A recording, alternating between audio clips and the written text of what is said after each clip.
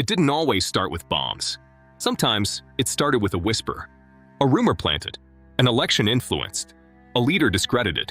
In 1953, in Iran, a democratically elected prime minister named Mohammad Mossadegh made one bold decision.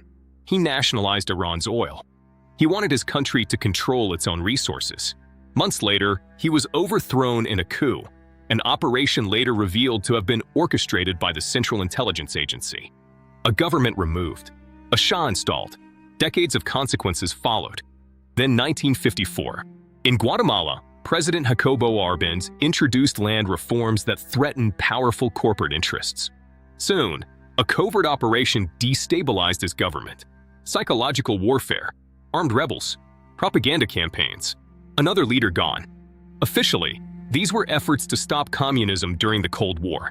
But critics say something deeper was at play: protection of strategic interests, corporate power, and geopolitical dominance. In Chile, 1973, President Salvador Allende was overthrown in a violent military coup.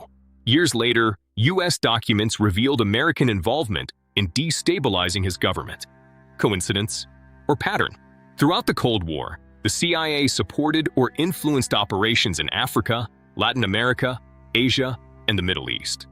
Sometimes through funding opposition groups, sometimes through intelligence manipulation, sometimes through direct action. Governments fell, leaders disappeared, new regimes rose, often aligned with U.S. interests. Supporters argue these actions were necessary to counter Soviet expansion. Critics argue they undermined democracy itself. And here's the deeper question. If democracy is the ideal, what happens when it's overridden in the name of strategy? The legacy of those interventions still shapes global politics today: distrust, instability, revolutions, resentment. History books may call them covert operations, but for millions of people in those nations, they were turning points that changed their future forever. This is Chronicles of Truth, where we examine the power behind the curtain.